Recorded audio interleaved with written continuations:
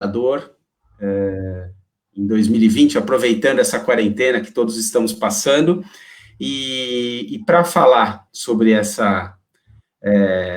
falar nessa primeira live, eu trouxe aqui a Andrea Kogan, tá? A Andrea, ela é doutora em Ciência da Religião pela PUC, ela tem uma empresa na área de comunicação, na qual ela faz treinamento, revisão e tradução, e é também assistente acadêmica do LABO, que é o Laboratório de Política, Comportamento e Mídia da Fundação São Paulo, a PUC. É um think tank coordenado pelo Luiz Felipe Pondé, tá? Só esqueci de me apresentar, para quem não me conhece, eu sou Daniel Pinsky, eu sou fundador da Labrador, e vou estar com vocês aqui nessa próxima meia hora, ou talvez um pouquinho mais, batendo um papo com a Andrea. Eu vou começar fazendo algumas perguntas, e depois também eu vou, obviamente, abrir para as perguntas do nosso querido público, tá bom? Andréia, então, bem-vinda, é um prazer começar nossa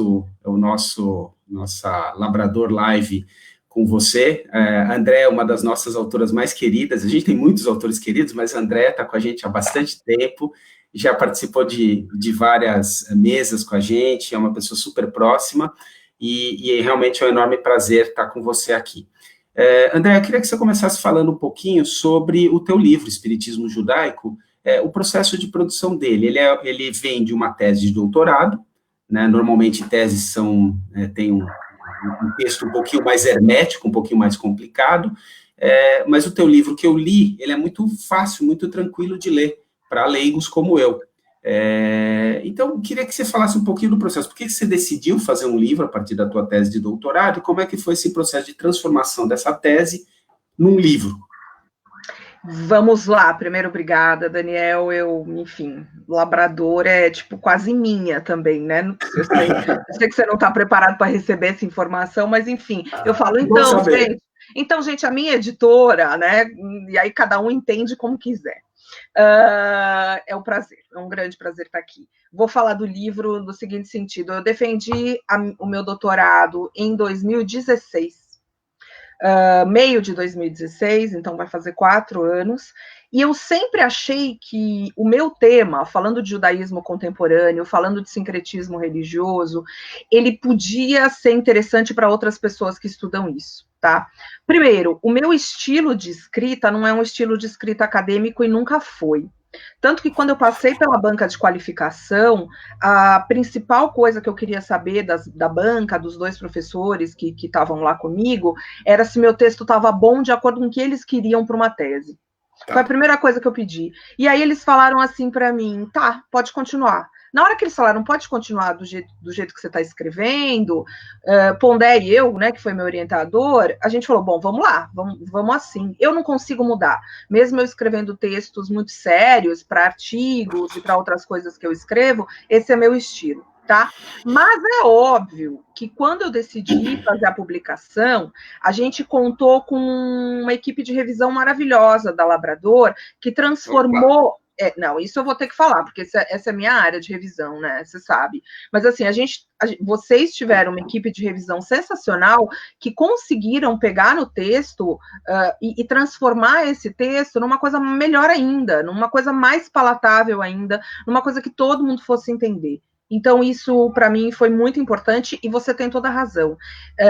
As pessoas pegam o meu livro, das pessoas que leram, vão na livraria, e as pessoas que eu tenho feedback, claro, a gente já imprimiu, né? A gente já fez a segunda, terceira reimpressão, e as pessoas falam, André, eu peguei seu livro, ele li em 3 dias, ele li em 2 dias. Isso é maravilhoso para uma tese, né, Daniel? Isso é maravilhoso. Sem dúvida. Sem dúvida. E a minha decisão de publicar o livro, foi isso que você perguntou também, né?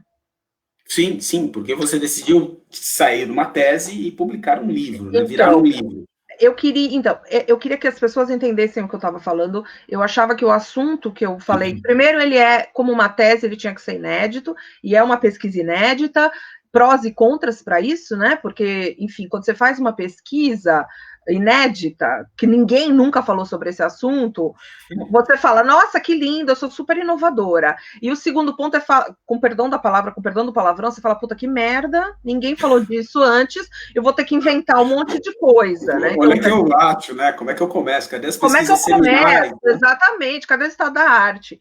Mas, enfim, e aí eu falei, quando eu publiquei, quando eu defendi a tese, eu dei um tempo, porque eu acho que você tem que dar uma distância, porque aquilo fica muito dentro de você, e no ano seguinte, que foi 2017, eu comecei a pensar nisso. Vou publicar, não vou publicar, e não sei o quê, mas eu quero, acima de tudo, eu acho que eu queria, além da confiança da editora, eu queria distribuição, porque eu achava que meu livro tinha que ter acesso, as pessoas, tinha que ser acessível a todos. Né? Acessível no seguinte sentido, a pessoa entrar na Livraria Cultura, na Livraria da Vila, na Amazon, qualquer lugar que seja presencial ou virtualmente, o livro está lá disponível. Eu achava isso. E aí, eu sempre conto essa história, eu vou contar, você não me pediu para contar, mas eu vou contar, que uma vez eu fui numa palestra sua, na Casa do Saber, que foi mais ou menos em julho de 2017, e a gente é muito parecido nesse estilo, né, Daniel? A gente veio descobrir depois que a gente fala na lata as coisas. A gente não fica, ai, veja bem, que coisa linda que é o seu trabalho, você vai ser a próxima J.K. Rowling. Não. Isso. E eu lembro que era uma sala imensa, tinha umas 50 pessoas ali, estava tudo lotado, e você logo de cara falou, gente, eu não posso prometer nada, aqui, enfim, você pode ter um trabalho magnífico, ou não pode, mas assim, você não vai ser o próximo Paulo Coelho, de repente, não vai. Você deu mais ou menos esse exemplo, eu falei, temos uma coisa em comum. E aí, enfim, aí eu mandei no final aí a gente começou a conversar, e fechamos para publicação, e o livro foi publicado há 2 anos, em março de 2018. E de lá de lá para cá temos muitas histórias para contar, não é mesmo? Muitas histórias, sem dúvida. Inclusive uma participação sua na Flip, se eu não estou enganado. Ai, foi tão linda aquela Flip de 2018. Isso. Foi maravilhosa, foi uma puta experiência. Por todos nós, né? Eu acho que assim, pelo espaço que vocês montaram, pela convivência e pela amizade que a gente criou, você, eu, Stephanie, os outros autores que estavam lá, pela mesa que vocês fizeram, foi uma puta experiência. Legal. Agora, olha, muito obrigado por afagar o ego da editora, do editor, né, da Stephanie, que, poxa, vocês são, acho que como irmãs, né? Exato, a gente ela não pode falar, se ela falar que você é tia, alguma coisa assim, você não vai ficar feliz, né? Então não, a gente vamos deixar como irmã. Mas a gente não conta para ninguém. Muito bem. Mas eu queria falar um pouquinho, né? Vamos falar bastante, na verdade, do tema do teu livro, tá? Uhum. Espiritismo judaico. Então, eu vou começar com uma pergunta um pouquinho mais provocativa, né? O que, na verdade, é o espiritismo judaico? Ela é uma nova religião baseada num sincretismo dessas duas? E, assim, vamos aprofundar um pouquinho mais, né? Quer dizer, o que o judaísmo, né, tem a ver com o espiritismo? O que eles têm a ver? Parece que não tem nada a ver um com o outro, e, de repente, você faz uma tese a respeito do assunto. Ótimo. Eu acho que espiritismo judaico não é uma religião, não é uma nova religião. Ele é um título do livro, que inclusive você ajudou a dar para a gente, né? Porque tese de doutorado tem uns títulos, gente. Você fica lendo, já não entendeu nada, porque é uma puta coisa chata que tem que ser o título da tese. E jamais eu ia fazer um livro com aquele título. Judeus espíritas na metrópole paulistana, umas coisas assim. Não. Então, enfim, esse foi um título bastante comercial que a gente fez juntos, né? O que é essa questão que eu trato? Primeiro, isso é uma coisa que vem me despertando a minha atenção, judeus que praticam outras religiões, desde que eu sou adolescente, eu sempre conto essa história, desde que eu tenho 15 anos, então quer dizer, mais de 30 anos, não parece, mas faz mais de 30 anos, tá? E eu Você tem mais de 30 anos, é isso? Você acredita? Nossa, incrível. Eu estou aprendendo coisas novas hoje nessa live. Que bom. Então, assim, eu notava, desde de adolescente, quando você começa a se ligar em algumas coisas da religião, embora eu sempre, a minha criação e tudo mais foi super judaica, estudando na escola judaica, frequentando o clube, etc., mas eu notava que as pessoas, um certo tabu, tinham algumas ligações com o espiritismo, principalmente. Eu não entendia muito o que era Umbanda e Candomblé, então eu entendia que eram muito espíritas. E aí isso estava na cabeça, comecei a ler umas cartas do Chico Xavier que ele tinha psicografado para uma família, que eu conto no meu livro e tal, e aí o tempo foi passando, E quando eu decidi fazer doutorado, isso já estava muito na minha cabeça. Eu li um livro, que eu sempre falo desse livro, que eu acho que todo mundo tem que ler, chamado The Jew in the Lotus, O Judeu no Lótus. É um livro escrito há mais de 20 anos pelo professor Roger Kamenetz, que é um professor da Universidade de New Orleans, e ele fala sobre os judeus budistas nos Estados Unidos. Ele tem uma pesquisa maravilhosa e o livro dele é tanto pesquisa quanto relato de viagem, quando um grupo de judeus vai ficar 10 dias com o Dalai Lama no Tibete. E aí ele faz essas conexões, como é que os judeus são budistas, como é, como é que não é, como é que eles se definem. E aí eu pensei comigo, falei, porra, mas ninguém pensou nisso aqui no Brasil?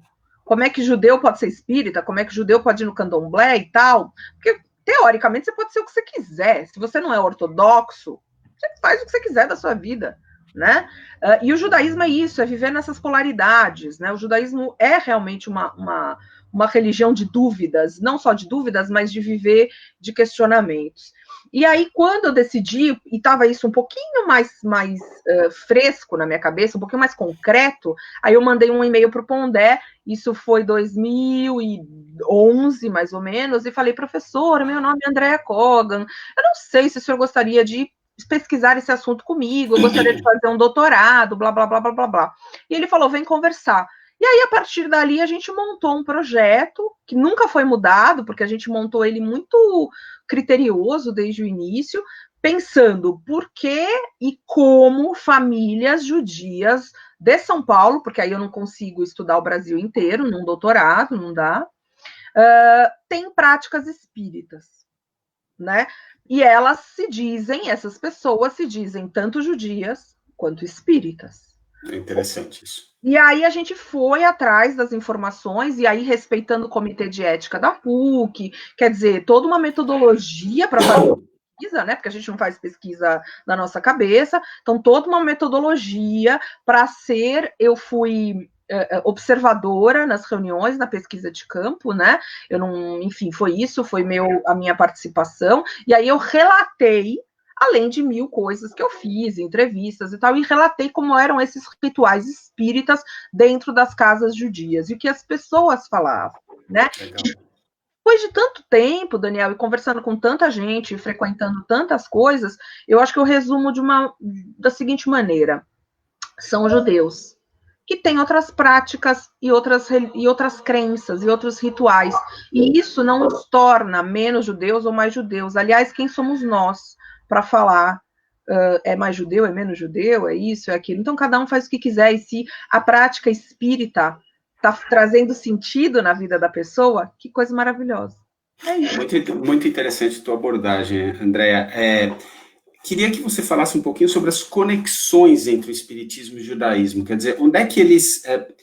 por que o espiritismo ele atraiu essas pessoas? Quer dizer, o que no espiritismo atraiu essas pessoas? Você falou também sobre o outro livro, né, dos judeus no Lótus, né? No Lótus. Inclusive eu anotei, porque você já tinha me dado essa dica, eu anotei, mas da outra vez eu não comprei, dessa vez eu comprarei. Compre e leia. Porque você tem, enfim, uma ligação entre os judeus e o budismo. Agora a gente está falando de uma ligação entre os judeus e o espiritismo. Fala um pouquinho mais sobre essa conexão. O que será que esses judeus enxergaram no espiritismo para ir para essa prática que, no final das contas, para eles é uma prática sincrética. Pode não ser uma religião nova, obviamente, mas eles estão misturando as duas religiões. Exato. O espiritismo, acima de tudo, Daniel, que eu vejo nas minhas pesquisas, e eu converso muito com profissionais, scholars do espiritismo, e dou muitas palestras para comunidades espíritas, federação, etc, etc. Eu acho que, acima de tudo, o espiritismo traz para essa realidade brasileira, e para quem, enfim, entende o espiritismo, conforto em momentos de dor. Conforto em momentos de dor, legal. Isso é essencial. Então, assim, você tem uma perda horrorosa, e aí eu digo assim, o que é perda horrorosa? É uma morte muito próxima, tá? Vamos falar desse extremo. Uma morte repentina, que te tira do eixo. O judaísmo, às vezes o cristianismo, não importa a religião que você tá, às vezes ela não te traz o conforto imediato que você precisa. não te traz eu falo sempre conforto, a palavra conforto, né?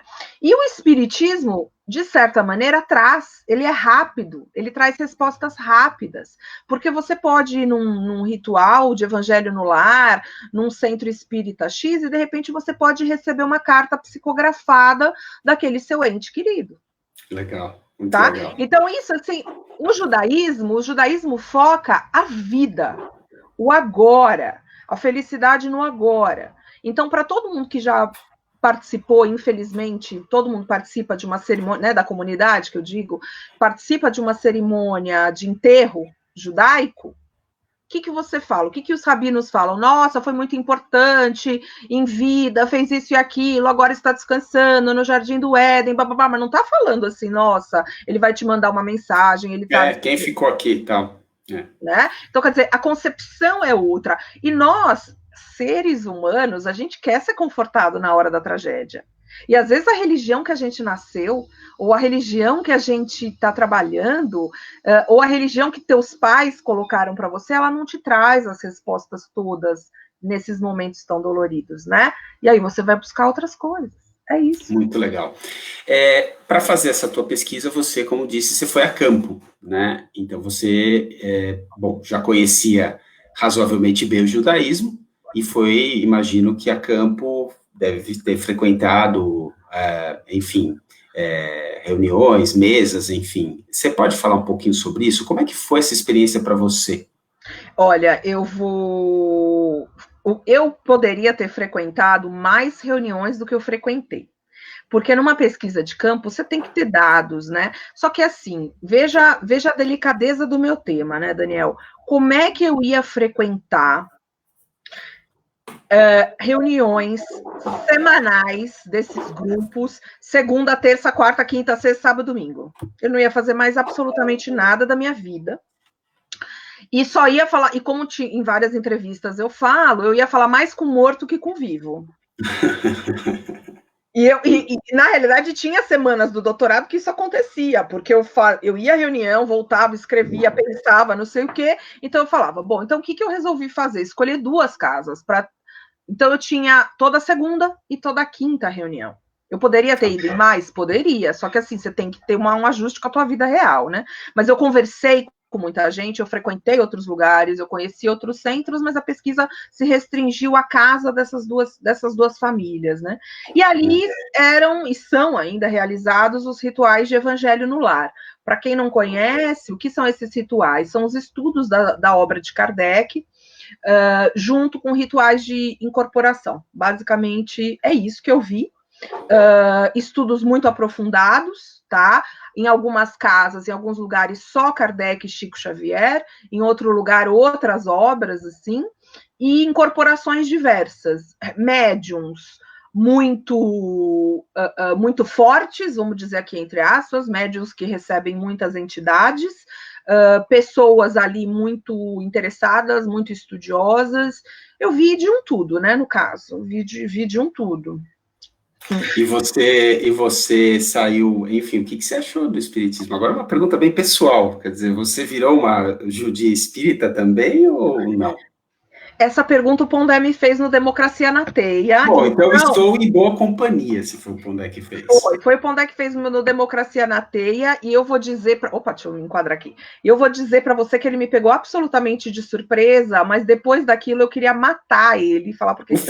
Ainda bem que você já teve essa reação com o Pondé, agora já estou mais tranquilo, você está preparada. Porque com o Pondé foi lindo, ele me deu algumas perguntas que talvez ele fosse me perguntar, e no Democracia na Teia ele não me perguntou absolutamente nada do que ele falou que ele ia perguntar. Então, enfim, tá ótimo. Mas o que eu quero dizer é...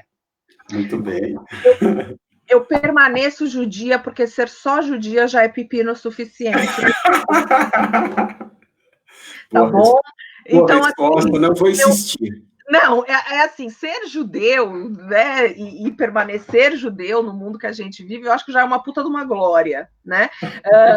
E eu super simpatizo com, e aí não falo só com o espiritismo, tá? Espiritismo, Umbanda e Candomblé. Eu acho fascinante. fascinante, e vou continuar estudando os 3. Mas somente ser judia já está ótimo. Tem uma piadinha não, tem uma história, eu até contei no meu grupo, que eu coordeno um grupo de pesquisa no Labo, sobre morte e pós-morte, obviamente, e aí alguém me perguntou de judaísmo, de conversão, sei lá, e eu lembrei de uma historinha da filha do Amos Oz, a Fania Oz. Ela deu uma entrevista ano passado, ano retrasado, alguma coisa, para um canal de YouTube judaico. E aí perguntaram assim para ele, professora, ela é professora historiadora, aí perguntaram assim para ela, professora, e quem se converte ao judaísmo? O que a senhora acha? Aí ela olhou e falou assim, se a pessoa é louca o suficiente, deixa ela se converter, gente, faz o que ela quiser. Né? Bom, ela suficiente na vida, vai mais um, gente, vamos lá. Herdou essa virtude com as palavras do pai, né? Sem dúvida nenhuma. Bom, deixa eu só fazer alguns comentários aqui que a gente tem na nossa página. A Laura falou que quer ler muito esse livro, gratidão pelos ensinamentos e parabéns pela iniciativa dessa entrevista, estou adorando. Que bom.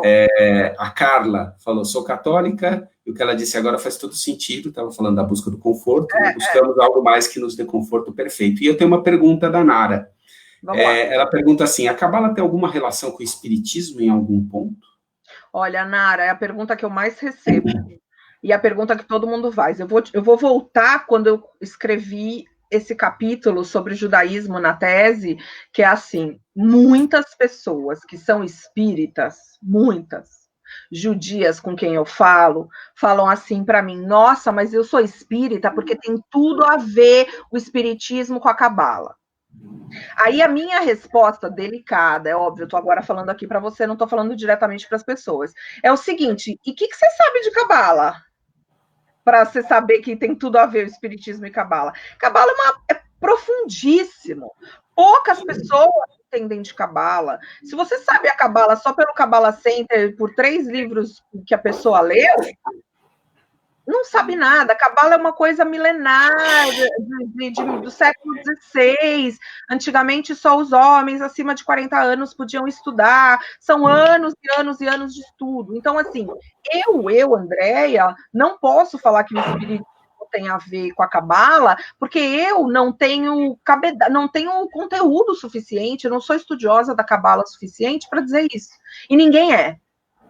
Então, assim, embora as pessoas queiram, porque a pessoa quer achar uma justificativa também, né, Daniel? Claro, óbvio. Você quer achar uma... Não, eu sou assim por causa disso. Eu acredito nisso por causa daquilo, né? Você quer fazer essa conexão. Racionalizar um pouco, né? Você quer racionalizar e você quer encontrar pontos de intersecção. Exatamente. Você quer encontrar pontos de intersecção para você legitimar uma prática sua, essa é a verdade. Sim. Entendeu, Nara? Mas se depois quiser, eu tenho várias coisas a esse respeito, a gente conversa. Legal. Mais uma pergunta um pouquinho provocativa, porque senão a gente vai ficar só naquelas perguntas padrão, não, né? Vamos dar uma pimentada aqui. Você sentiu que existe algum preconceito da comunidade judaica com quem pratica o espiritismo judaico? Com certeza. Existe um tabu. Em primeiro lugar, é um tabu, as pessoas não se sentem confortáveis falando sobre isso, tanto que eu nunca dei nomes, né, de com quem eu falo, nem darei, mas existe um tabu, as pessoas não falam isso de maneira tranquila, talvez de poucos anos para cá até falam, mas não falam em grandes rodas, não falam. E isso, obviamente, Daniel, a gente está falando de um judaísmo secular, não estamos falando de um judaísmo ortodoxo, né? Porque o judeu ortodoxo vai pegar meu livro e vai tacar pela janela, né? Ele não vai nem chegar perto, ele vai me tocar um tomate na cara. Então, assim, essas pessoas, elas não vão ler. E tem uma historinha, que eu não sei se eu já te contei, algumas poucas pessoas sabem, mas no ano passado, acho que foi, uma pessoa num grupo de comunidade judaica, que eu não sei qual é, que eu não frequento, esse grupo especificamente, aqui no Facebook, deu a dica do meu livro. E aí entrou uma pessoa super radical e falou que meu livro deveria ser proibido. Proibido. E aí entraram meus amigos falando, o quê? Você não conhece a Andréia? Agora a gente vai voltar à Idade Média, à Inquisição. E ao Hitler queimando livros judaicos, você tá louco? E aí eu falei para eles, deixa, porque assim, fundamentalismo religioso, ele é assim. Ele é assim. Não adianta. Então, assim, você tem que manter a cabeça aberta. O que eu fiz foi um trabalho de doutorado e, acima de tudo, né, Daniel, o que a gente está vendo atualmente. Quem faz ciência, no meu caso, ciências humanas, eu não importo o que você acha, sua opinião. Eu quero que você se ligue. Ai, André, mas eu não concordo com a sua pesquisa. A minha resposta é: problema é seu. O problema é pesquisa. Eu não acho que os judeus são espíritas. Ah, é? Eu também não acho que meu olho é, sei lá que cor. Cara, não é o que você achar, o que você deixa de achar, é fato. É fato. É difícil lidar com fatos, né? Às vezes, para muitas pessoas, lidar com fatos são coisas extremamente complicadas, né? Eu também posso concordar ou não com as práticas das pessoas. Em nenhum momento eu coloco a minha opinião lá. Eu não sei se eu faço. Mas eu achei muito digno de você também, inclusive, falar sobre a Cabala. Quer dizer, você falou, olha, não conheço o suficiente da Cabala. Quer dizer, uma opinião muito digna, porque, exatamente, você não pode fazer essa relação. Tudo bem, agora você entende bem mais o espiritismo. Mas essa relação para você fica complicada pela falta de conhecimento profundo. Que com certeza conhecer, você conhece. Mas você reconhece que não profundamente o suficiente. Não, exatamente. Temos mais algum comentário aqui. O Aran, parabéns pela iniciativa. André, editora Labrador, já compartilhei, admiro muito sua forma de se comunicar. Muito obrigada. A sua forma de comunicar, muito bonita. A gente tem aqui mais uma pergunta. Do próprio Aran. Ele fez um comentário e depois uma pergunta. Andréa, em sua opinião, é possível ser espiritualista e, ao mesmo tempo, ter um ceticismo funcional? Eu acho que sim. Eu acho que é possível, sim. E entenda-se espiritualista pelo que você quiser, né? Porque o que é ser, o que é espiritualista, né? Enfim. E ter um ceticismo funcional, sim. Acredito que sim. A Mônica coloca aqui, o conhecimento espírita pode fazer parte de qualquer religião. Mônica querida, só fazer uma obs. Mônica querida, Mônica Prioli, é uma grande conhecedora de espiritismo, e ela tem total razão. O espiritismo fala, o espiritismo diz que não é uma religião, pode ser uma filosofia, uma ciência, e ele pode fazer parte de qualquer religião, entendeu? Então, essa é a ideia do espiritismo, né? E nisso, já que você leu o livro do Lotus, nisso o espiritismo tem a ver com o budismo ou não? Não, aí é diferente. Não tem. O budismo, pelo menos o que o professor Roger Kamenetz ele fala, né?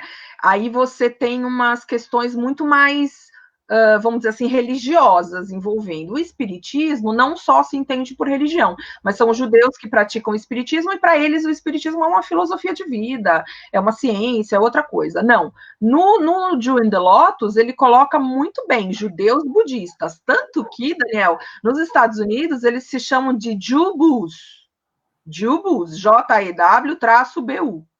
Então, quer dizer, você tem até uma nomenclatura, né? Quer dizer, dizendo como se fosse uma nova religião. E eles têm números, né? Como isso é muito organizado nos Estados Unidos, eles amam um service. Acho que ele tem tipo 250 mil, tem números assim. Legal. Nádia Oliveira. Quando você fala da Cabala como sendo um conhecimento hermético, é bom lembrar que a Cabala e os cabalistas também influenciaram muito a Europa medieval. Vários sábios judeus, não? Ou seja, até que ponto a espiritualidade da Cabala não esteja... vou ler do jeito que tá? Não esteja hoje na fonte de inspiração de várias filosofias, por exemplo, na magia, espiritualidade, astrologia, etc.?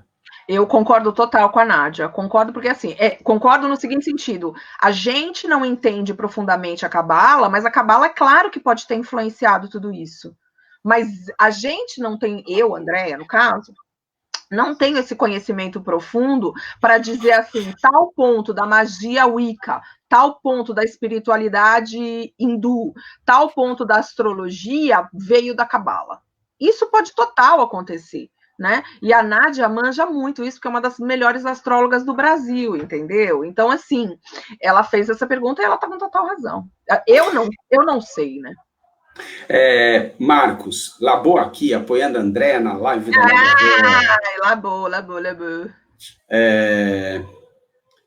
Aqui, mais um belo elogio do Joel. O Espiritismo Judaico é um primoroso trabalho da Andréa, recomendo essa leitura. Palavra de um protestante que resolveu sair da caverna e ganhou muito conhecimento. Oh, que beleza!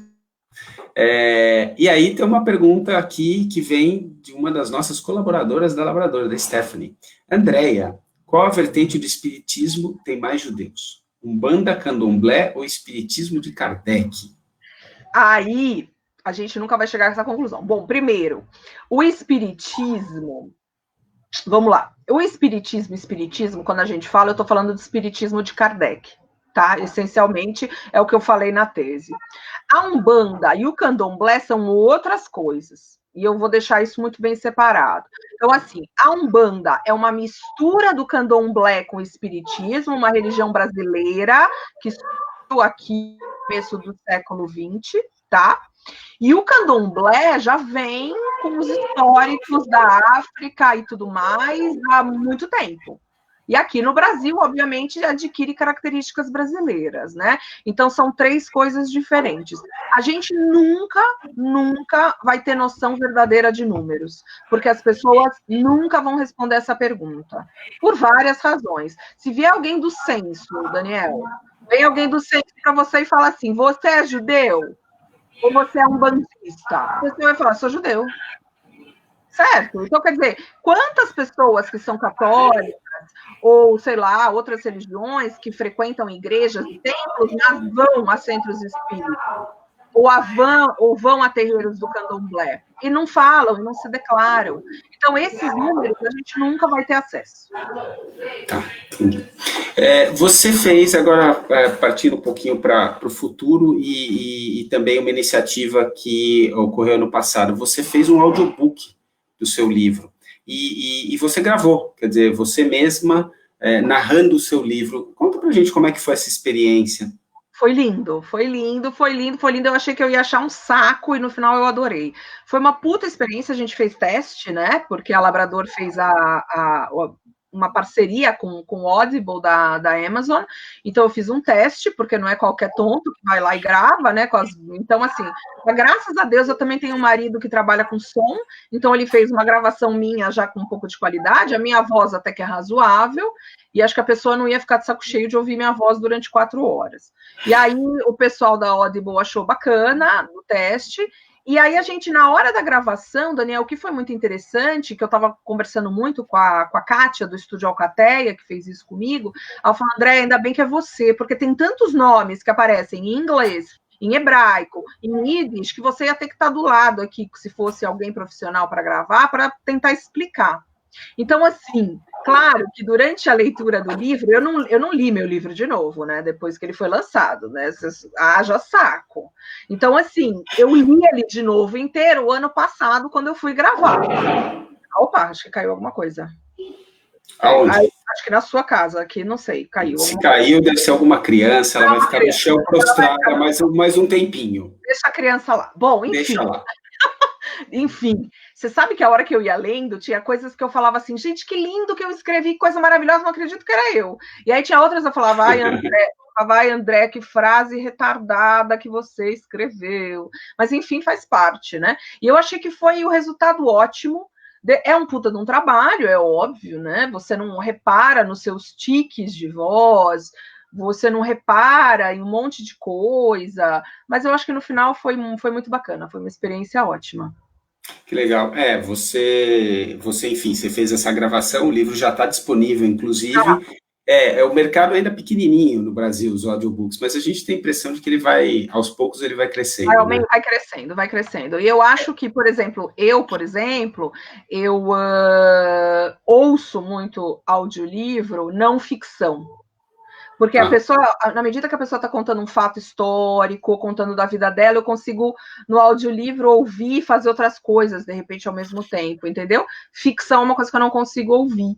Então, quer dizer, eu acho que cada um vai achando o seu jeito de ouvir, né? Eu vou pegar uma pontinha que agora não tem tanto a ver com o tema do espiritismo judaico, mas tem muito a ver com a publicação de um livro, que você falou lá no comecinho. Você falou sobre ler algumas partes do livro, achar sensacionais, e outros falar, ai meu Deus do céu, não deveria ter escrito isso. Quando que é a hora de você botar um ponto final e falar, toma, editora, toca isso daí e publica? Perfeito. Porque a gente sempre quer que fique melhor, a gente sempre acha que dá para ficar melhor. Não existe você achar tudo que você escreve perfeito. Não existe. Existe você se colocar um deadline. Ponto. Acabou.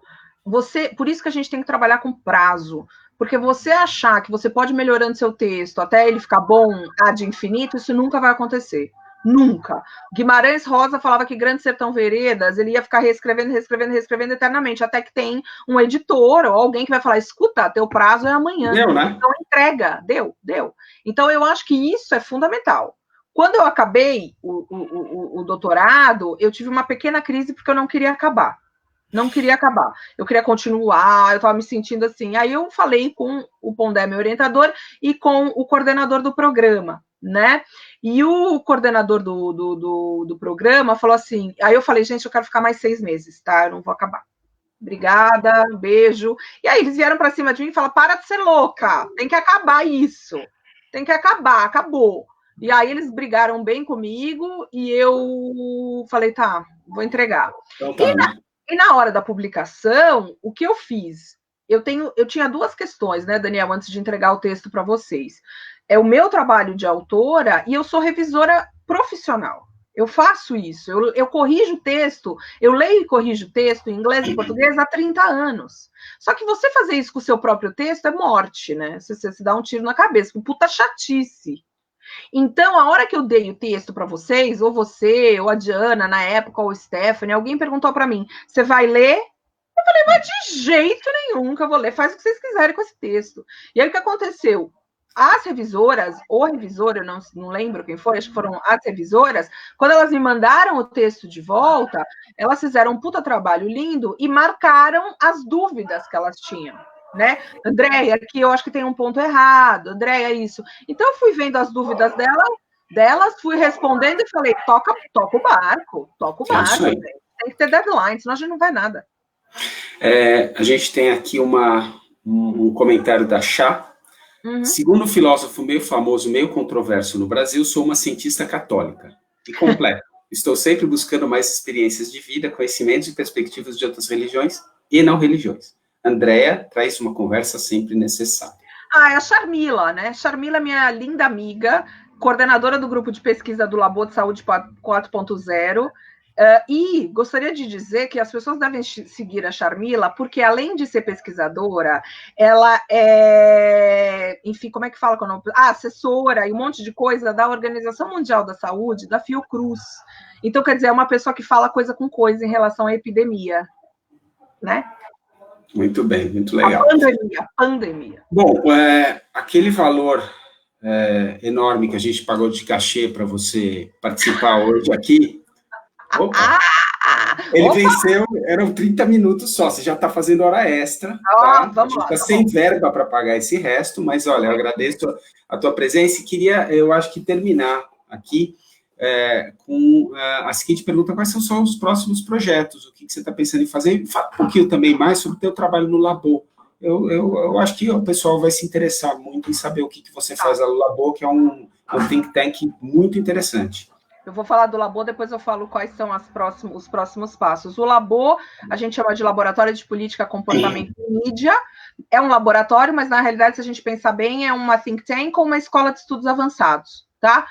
Dentro da PUC, nós somos ligados diretamente à Fundação São Paulo, que é a mantenedora da PUC, e nós temos linhas de pesquisa que variam de política, a religião, a ciência, a biologia, a crise de maturidade, sentido da vida, e essas linhas de pesquisa, elas baseiam tudo que a gente faz.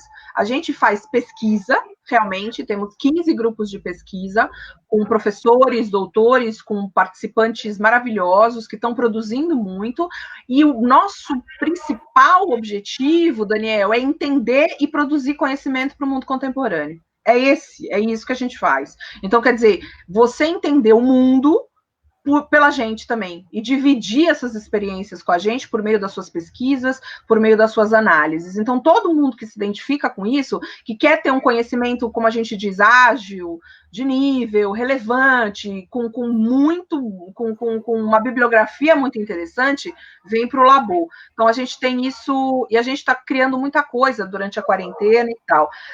O meu papel é de assistente acadêmica, né? Nós temos o coordenador é o Pondé, eu sou assistente acadêmica, acadêmica, a gente tem um assistente administrativo e todos os quase 20 coordenadores de grupos de pesquisa que trabalham com a gente, maravilhosos, que têm pesquisas absolutamente relevantes, e que estamos fazendo live 3 vezes na semana, que as reuniões online, a aula via Zoom.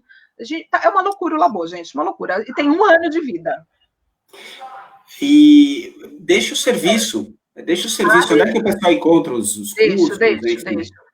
Primeiro, o site tem todas as informações do que a gente faz, do que a gente é, o pucsp.br/labo, pucsp.br/labo, e as redes sociais. Aqui no Facebook é Labo PUC-SP e no Instagram Labo PUC-SP, LABO PUC, PUC-SP. A gente está muito ativo no Instagram e sempre tem sorteio de livro, aula com Pondé. Semana que vem tem aula com Pondé via Zoom.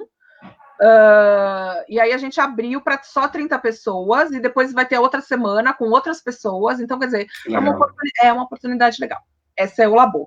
E meus projetos futuros, vamos lá. O meu doutorado, de início, eu sempre quis estudar judaísmo, espiritismo, umbanda e candomblé. Essa era a ideia. Só que não dá para você estudar 4 religiões num doutorado só, né? Fica uma coisa complicada.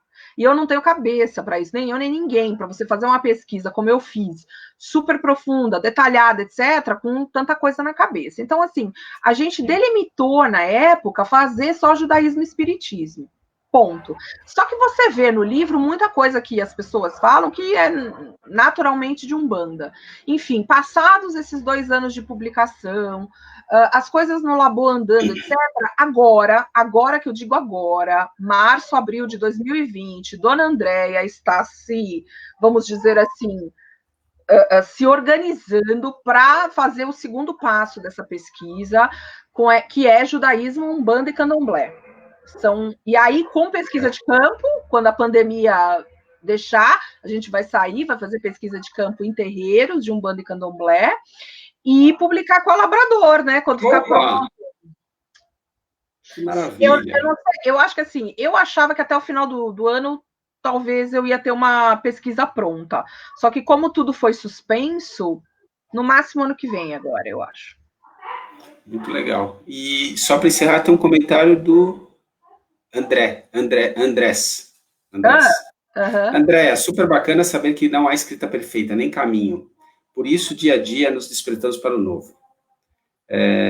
Novedoso, eu não conheço essa palavra, mas enfim, novedoso o teu trabalho hoje, importante e necessário. Entender essa discussão da voz a tantos que durante anos viveram relatos como uma das suas pesquisas, e não encontraram espaço de discussão. Achei muito legal essa parte final, até agora.